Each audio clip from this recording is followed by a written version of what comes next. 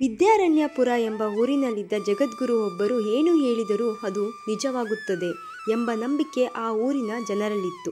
ಹಾಗಾಗಿ ಆ ಊರು ಮಾತ್ರವಲ್ಲದೆ ಸುತ್ತಮುತ್ತಲಿನ ಹಾಗೂ ದೂರದ ಊರುಗಳಿಂದಲೂ ಜನರು ಅವರಲ್ಲಿಗೆ ಬಂದು ತಮ್ಮ ಭವಿಷ್ಯ ಕೇಳುತ್ತಿದ್ದರು. ಆ ಜಗದ್ಗುರು ಕೂಡ ಯಾರು ಬಂದರೂ ಸ್ವಲ್ಪವೂ ಬೇಸರ ಪಡದೆ ಹಸನ್ಮುಖಿಯಾಗಿ ಕಷ್ಟಗಳಿಗೆ ಸ್ಪಂದಿಸುತ್ತಿದ್ದರು. ಒಮ್ಮೆ ಮಹೇಶ ಮತ್ತು ಸುರೇಶ ಎಂಬ ಇಬ್ಬರು ವಿದ್ಯಾರ್ಥಿಗಳು ಜಗದ್ಗುರುವಿನ ಬಳಿಗೆ ಬಂದು, ಗುರುಗಳೇ, ನಾವಿಬ್ಬರು ಗೆಳೆಯರು, ಒಂದೇ ಶಾಲೆಯಲ್ಲಿ ಓದುತ್ತಿದ್ದೇವೆ, ನಮಗೆ ನಿಮ್ಮ ಆಶೀರ್ವಾದ ಬೇಕು ಎಂದು ಹೇಳಿ ತಲೆಬಾಗಿದರು. ಜಗದ್ಗುರು ಅವರಿಬ್ಬರನ್ನು ಒಂದು ಕ್ಷಣ ತದೇಕ ಚಿತ್ತದಿಂದ ನೋಡಿ, ಮಹೇಶನಿಗೆ ನೀನು ಒಳ್ಳೆಯ ಅಂಕ ಗಳಿಸಿ ಪರೀಕ್ಷೆಯಲ್ಲಿ ಪ್ರಥಮ ದರ್ಜೆಯಲ್ಲಿ ಪಾಸಾಗುವೆ ಎಂದು, ಹಾಗೂ ಸುರೇಶನಿಗೆ ನೀನು ಪರೀಕ್ಷೆಯಲ್ಲಿ ಫೇಲ್ ಆಗುವೆ ಎಂದರು. ಇದರಿಂದ ಖುಷಿಗೊಂಡ ಮಹೇಶ ಓದುವುದನ್ನು ಬಿಟ್ಟು ಜಗದ್ಗುರುಗಳ ಮಾತನ್ನೇ ನಂಬಿ ಸಿನಿಮಾ, ಟಿವಿ, ಜಾತ್ರೆ, ಹಬ್ಬ ಅಂತ ಊರೂರು ಅಲೆದ. ಆರಾಮಾಗಿ ಆಟವಾಡಿಕೊಂಡು ಪಾಠ ಮರೆತೇ ಬಿಟ್ಟ. ಪುಸ್ತಕ ತೆಗೆಯುವ ಗೋಜಿಗೆ ಹೋಗದೆ ಓದುವ ವಿಷಯದಲ್ಲಿ ಮಹಾ ಸೋಮಾರಿಯಾದ.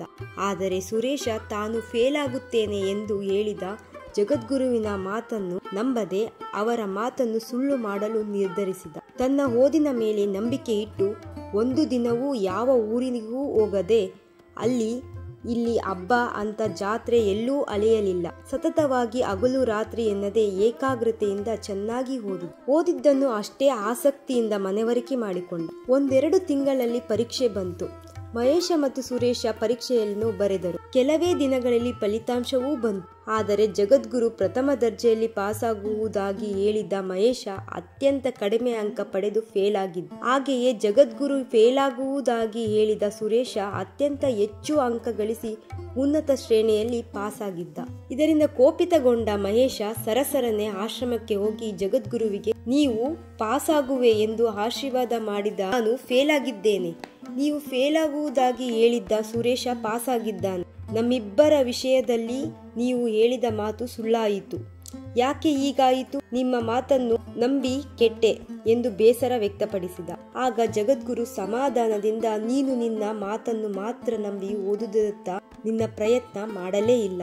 ಶಕ್ತಿ ಇದ್ದು ನಿನ್ನ ಶಕ್ತಿಹೀನನಾದ. ಪ್ರಯತ್ನವಿಲ್ಲದೆ ಎಂದೂ ಫಲ ದೊರೆಯುವುದು. ಸುರೇಶ ನನ್ನ ಮಾತನ್ನು ಲೆಕ್ಕಿಸದೆ ತನ್ನ ಪ್ರಯತ್ನದ ಮೇಲೆ ನಂಬಿಕೆ ಇಟ್ಟು ಸತತವಾಗಿ ಕಷ್ಟಪಟ್ಟು ಓದಿದ. ಹಾಗಾಗಿ ಅವನು ನಿನ್ನಷ್ಟು ಬುದ್ಧಿವಂತನಲ್ಲದಿದ್ದರೂ ಪ್ರಯತ್ನಪಟ್ಟು ಅಧ್ಯಯನ ಮಾಡಿದ್ದರಿಂದ ಅವನಿಗೆ ಉತ್ತಮ ಫಲಿತಾಂಶ ಬಂತು. ಕಷ್ಟಪಟ್ಟರೆ ಫಲ ಸಿಕ್ಕೇ ಸಿಗುತ್ತದೆಂಬ ಮಾತನ್ನು ಆತ ನಿಜ ಮಾಡಿದ್ದಾನೆ ಎಂದರು. ಆಗ ಮಹೇಶನಿಗೆ ತಾನು ಮಾಡಿದ್ದೆಲ್ಲಿ ತಪ್ಪು ಎಂದು ಅರಿವಾಯಿತು. ಯಾರ ಆಶೀರ್ವಾದ ಎಷ್ಟೇ ದೊಡ್ಡದಿದ್ದರೂ ಕನಿಷ್ಠ ಚಿಕ್ಕದಾಗಿ ಆದರೂ ನಮ್ಮ ಪ್ರಯತ್ನವಿಲ್ಲದಿದ್ದರೆ ಅದರಿಂದ ಏನೂ ಪ್ರಯೋಜನವಾಗದು. ದೇವರೇ ನಮ್ಮ ಪರವಾಗಿದ್ದರೂ ಪ್ರಯತ್ನವಿಲ್ಲದೆ ಫಲ ಸಿಗದು. ನಾನು ಅನ್ಯಾಯವಾಗಿ 1 ವರ್ಷ ಹಾಳು ಮಾಡಿಕೊಂಡೆ.